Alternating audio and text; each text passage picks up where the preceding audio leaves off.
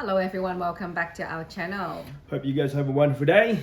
We're going to continue to our, The series of series. the tips that we learn about to change your view to see money. So if you guys are new to this content, don't forget to subscribe, comment. That'll be muchly appreciated. Without further ado, tips number, I don't know how many there is now. I don't know, but next one, Yep. it will be contribute more in your superannuation. That's what we've been learning. I think we started contribute more just in past few years. Yeah, and now because we actually keep track on our record, it helps a lot. Yeah. To seeing it in a bigger picture. Yes, so I remember first when we started our financial journey 10 years ago when we first met. Mm-hmm. And then we went to this financial course. Yeah. And then the guy was asking, how much super do you have? Don't know. We didn't know. We didn't know. Didn't know. That time we were at our 20s. Yeah.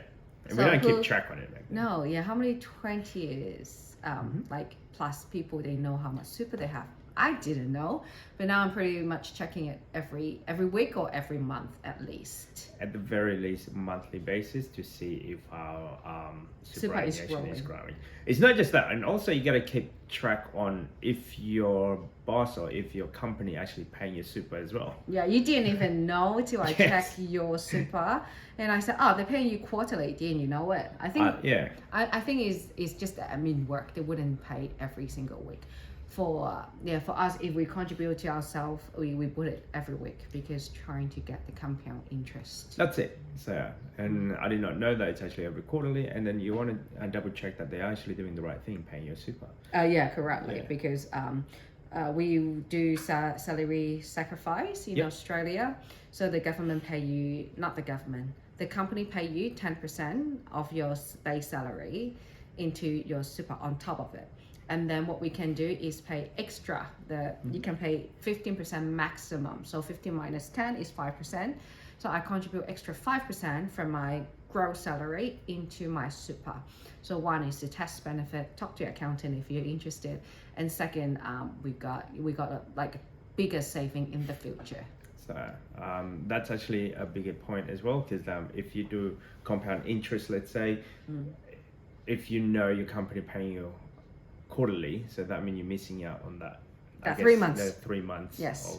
of, I guess, what is it? Dollar cost average, in a sense, instead of like, for us, we're topping it up every week. Yeah. And every week Yeah. I get a statement and Yeah. saying, yeah, hey, we contribute this amount to, this portfolio Yes. every week. Yeah. So the next one will be, if you get raise your superannuation fund, or if not your retirement fund as well, and don't spend it into Don't increase your spending if you have So, your salary increased. we did that exactly as what we talk about. For example, I went from whatever it was and I jump up for another $5,000 or $10,000. Now instead of that $10,000 going out to our expenses, I contribute a lot more into investing as well as retirement super. fund. So, and it's for you. What's your intake on that? Well, we calculate how much we need in the future first. And if we can earn more income, of course, we put more in our super, then we can retire faster and we can achieve FIRE earlier so that we have our 10-year or less plan. And because if you put more in your super, you will spend less because you got less money in hand anyway. We're still thinking that, like, based on our lifestyle at the moment alone, yes, I did get a pay rise, but we're still living on that old pace. One person income. Yes. Or, the old income, let's say, Yeah. the lower income versus the high income. We didn't really change our spending habit, but maybe we will go on for us, kids are older, we put them in friends' home, we go out for a date night, we just splurge our time that we didn't spend for 7 years. Then the next one will be obviously, if you can, check your credit rating. Report. Credit report, at least in a yearly basis. Once a year or once in 2 years. It's just that way you don't get any nasty surprises. Yes, one day I was checking my mail and saw, why there's a credit card? I never applied for this credit card because I didn't have a job. I was looking after kids at home. Why there's a credit card? And then I call the bank, why this credit card? And they say, oh, you apply. No, I did not apply. And then I check on my credit report. Someone used my name and applied quite a lot of credits. Yep. It's fraud, of course. Yep. Of course, I went to the police and filed a report.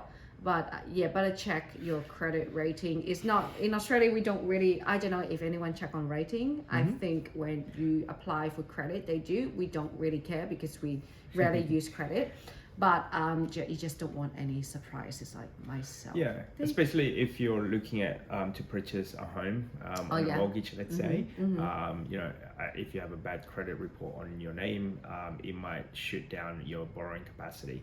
So, you may have to pay for high interest rate because you can't go through with the bigger banks, so you have to go second tier lending. Yeah, so luckily we're not in the position of borrowing money anyway, but if you do, definitely it is worthwhile if you do a credit report on yourself at least in a yearly basis. In the lead up of you thinking of buying a house, every year before you can actually get that first mortgage, let's say, that will be the main part. The next one will be get insurance. This is, I guess, from my point of view, is if you own an investment property. Or even your homeowner. Yeah. You need home content in your principal place of if not rental. residence. Yes. I remember when I was renting at one stage back in the days, one of my friends that is still renting as well, they actually got robbed. So luckily they had a content insurance and they were able to claim back on a lot of things that was either damaged or has been stolen. My school teacher experienced the same thing. Really? And we talk about that. And then when we were home owner, we had our investment property. Our investment property got burned down. Yes. Content insurance and building insurance that you may require. So on the other hand, as a person, we need medical insurance. So we have we used to have the extra for teeth or dental, but now I'm thinking after doing all this calculation, I don't know, I don't see the need of it. As long as you do your calculation first. Yes, like you do your calculation. For example, for us, with our glasses. We didn't get insurance for that. I stopped it. Stop the insurance. Because every month I'm paying for these, and then eventually I still have to pay some, and with that, I don't have to pay insurance. I'll just buy it outright. Why do I need insurance for that? And we're still quite young and healthy. We don't need any extra like dental. We'll just pay it from our pocket because we'll save it up. Normal dental check is okay. But then in the future, when we're older, we may considering having extra health insurance. Yes, but now we only have hospital. So at the same time, in the property side, like I know if I if this property, let's say, gone down or something or burnt down, I don't have the excess cash to rebuild the property. So because of that was the reason why I decided to put property insurance on that aspect, the building as well as the content of the property. So the next one also make savings part of your regular habit. So it is hard in the beginning to have that. Still, you have to budget it first and see how much you can save. And then I'll say you start from a small goal first. If you know that you can save 100, maybe you start from 50. And then you're trying to stretch a bit more to make 100. And if you know you can cut down some other costs, maybe increase it to 150 a week. So as you go along throughout your journey, the habit, it doesn't come overnight. It comes over time. So depending how much time you dedicated on this. When I first started on my saving account, it was like literally on a Pringle box. With any spare coin, any gold coin that I have, that was what I did. So old fashioned. Back in the days. And I'm actually teaching our kids that now. Like they're putting in the money jar. We started up with that. And then gradually, we go from only coins to notes. And they have their own saving account in the bank under yours. And they have own investing account as well. So if you create your habit to yourself and saying that, hey, it is possible for you, then you can teach others and especially to your children as part of a legacy, let's say. So the next one also, when it comes to saving, try to keep your saving on a separate account. That's what we do, and you don't know how much we have. It helps a lot. Okay, for example, because you always feel, I don't have have any money. Why don't I have money? Are we growing? And then when we do our monthly like report for our financial monthly status, Yep. and then you're like, whoa, we have that. Yes, we have that. It's because one side of it, it gives you like a brain freeze, let's say. So if you want to spend money, like, well, I don't have any money, so I don't have access to that, even though I do, but it feels like I don't. So, and that helps a lot, especially when you're trying to buy big ticket items. For example, we're saving for our car. In order for us to do that, we need to save up a lot of money, $70,000 or so. So instead of seeing it in your everyday account, where you probably a high percentage of slippage where you're going to spend on something, we put it on a separate account. So you can't see it. I rarely see it, but I still check it. We don't use it. Even they have the credit card or whatever card sent it to me, cut.